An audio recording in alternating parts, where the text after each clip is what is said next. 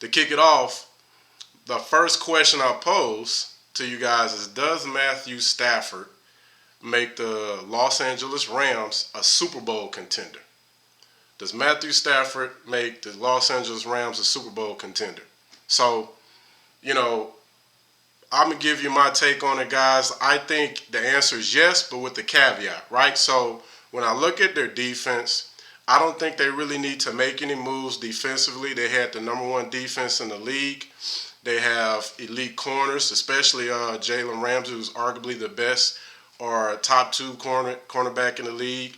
You've got some good pass rushers on the outside and Leonard Floyd. You've got arguably the best defender in the league, but surely the best defensive lineman, Aaron Donald. So defensively, I don't think they really need to do anything. They got a lot of speed. On offense, the offensive line seems to be, top 5 offensive line. But at receiver, I think they still need to make a move at receiver. I like Robert Woods. I like Cooper Kupp. But the last time the Rams went to the Super Bowl, if you guys remember, they had Brandon Cooks. And although I don't consider Brandon Cooks a number one receiver, I consider him a field stretcher. So a field stretcher, I think, is a guy that typically is probably going to be somewhere around somewhere between a 4.2, 4.3 speed. But a guy that can eat up ground, and typically he can beat his one-on-one matchups. And so I don't necessarily think they have to have a number one receiver. It would help. But I think they need a field stretcher. So there's a few guys out there that I took a look at, looking at the free agency landscape right now. The first name I want to mention is Will Fuller. Will Fuller's a 4.3 guy. Will Fuller showed this season some consistency. It was the first season I think he didn't battle injuries. He balled out with Deshaun Watson. Unfortunately for him, though, the season that he did go without injuries, he tested positive for PED, so he got suspended for 6 games. So he missed the rest of the season. The next guy I want to mention is Marvin Jones. Now, Marvin Jones is a little bit older. He's 31. Assuming Marvin Jones is still a 4.3, 4.4 guy.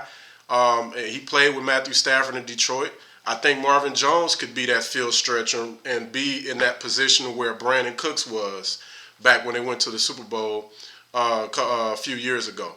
Now, the third name, which I'm not as high on, but he is a field stretcher. He is a fast guy, and he started to come on of late in his career the past few years, is Brashard Perriman. And that's kind of on the low end of a field stretcher. But I would really try to target Will Fuller if I could. Secondly, Marvin Jones. You probably won't have to break the bank on either one of those guys. Now, there's talk that Matthew Stafford's getting some text messages from players saying they want to come out there to LA and play with him. And see, that's what happens when you get a really good quarterback that goes to a good team. We've seen it with Tom Brady. We see that in sports across the board. If a really talented player goes to a team that they feel like can compete for a championship, other players want to play with them. And although the media and many of the fans don't realize how talented Matthew Stafford is, the players in the league know how good and how talented Matthew Stafford is, and they just know that he's been in a really bad situation in Detroit. So when it comes to that, though, I really believe if they were to add one of those guys, I do believe that they will be a championship contender.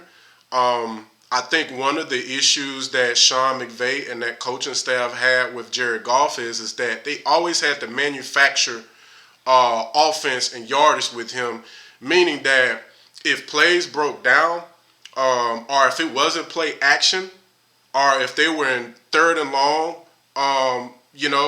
situations multiple times throughout the game, or even in the red zone, right, when you have to make some tight window throws to fit it in there because the space starts to shrink in the red zone and in the end zone, Jared Goff can't get it done.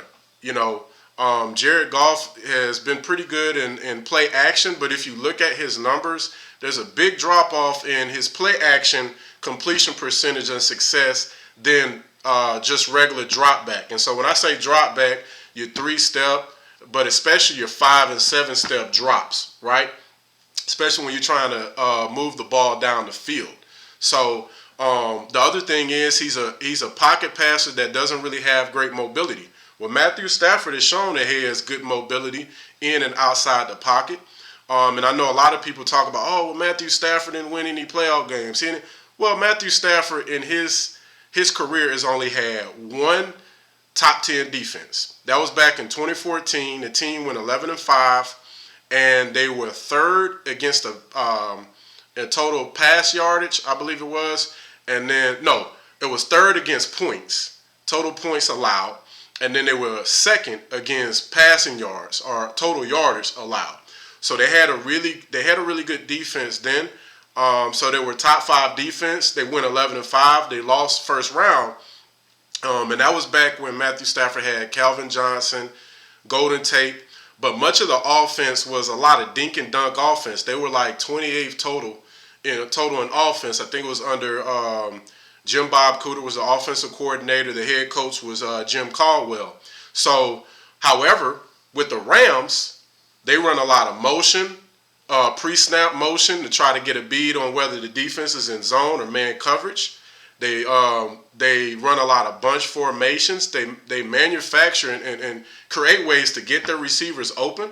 And in bunch formation, it's a lot harder to try to double guys or to man up on guys. It's hard to just get up on the line of scrimmage and jam guys. You got to back off a little bit and play what I would call, if you're going to play man, a little bit of a matchup zone, right? Like you're kind of zoning, but you're manning the guy that comes into your area.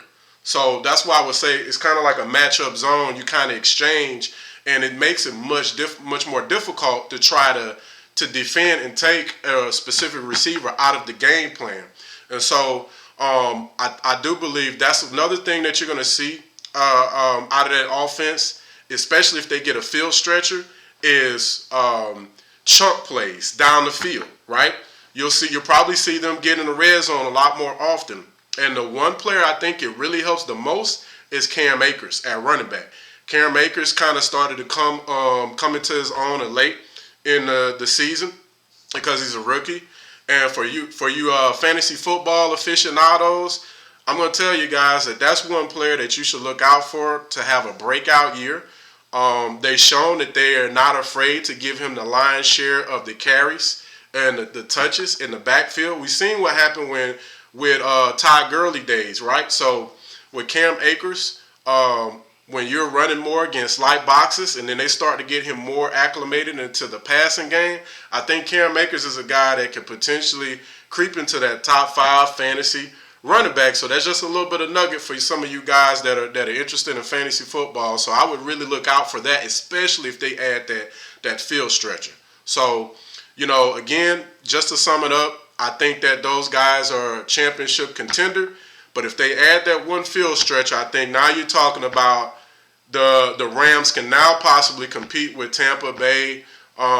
They can compete with Green Bay Packers. Heck, I think they can compete with the Packers now, beat the Packers now. But to try to compete with Tampa Bay, I think they're going to have to add that field stretcher and get some chunk plays. So kind of sticking with championship.